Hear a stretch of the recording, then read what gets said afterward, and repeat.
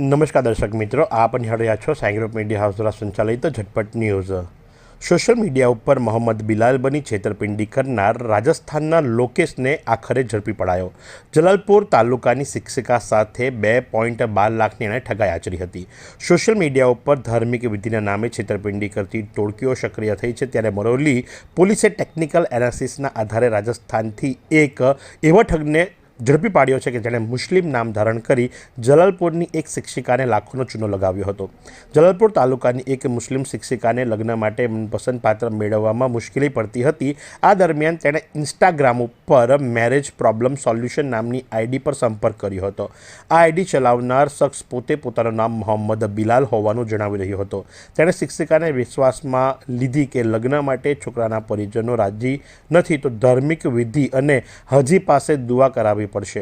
વિધિના બહાને તેણે અલગ અલગ તબક્કે કુલ્લે રૂપિયા 2,12,000 પડાવી લીધા હતા। લાખો રૂપિયા આપવા છતાં કોઈ ઉકેલ ના આવતા શિક્ષિકાએ સાયબર ક્રાઇમમાં ફરિયાદ નોંધાવી હતી અને મરોલી પોલીસ સ્ટેશનના પીઆઈ ગોહિલ અને તેમની ટીમે તપાસના ધમધમાટ શરૂ કર્યા હતા।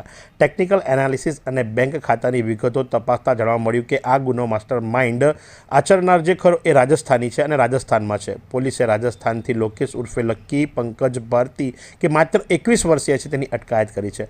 તપાસમાં બહાર આવ્યું કે લોકેશ પોતે જ મોહમ્મદ બિલાલ બનીને સોશિયલ મીડિયા ઉપર લોકોની ધાર્મિક લાગણીઓ સાથે રમી નાણાં ખંખેરતો હતો। એટલું જ નહીં, કોર્ટ દ્વારા 3 દિવસના રિમાન્ડ પણ આપવામાં આવ્યા છે, કારણ કે જલાલપુરની યુવતી સાથે મોહમ્મદ બિલાલ નામે વાત કરનાર આરોપીને આખરે ઝડપી લેવામાં આવ્યો અને રાજસ્થાનથી લોકેશ ઉર્ફે લક્કી ભારતી હોવાનું સામે આવ્યું અને પોતે જ મોટા નામ ધારણ કરી અને વિધિના નામે લાખો રૂપિયા ખંખેરતો હતો।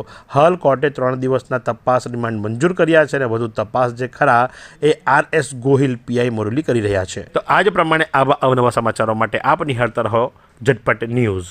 એવી કઈ હોસ્પિટલ છે જ્યાં કેન્સર માટે સર્જરીની સેવા હોય, કીમોથેરાપીની સારવાર હોય, રેડિયેશનની સારવાર હોય, પીટી સીટી સ્કેન હોય, કેન્સરની પેથોલોજી હોય, મેમોગ્રાફી હોય, એટલે કે બધું જ। હા, બધી જ સારવાર એક જ હોસ્પિટલમાં હોય, તે છે નવસારી નિરાલી કેન્સર હોસ્પિટલ।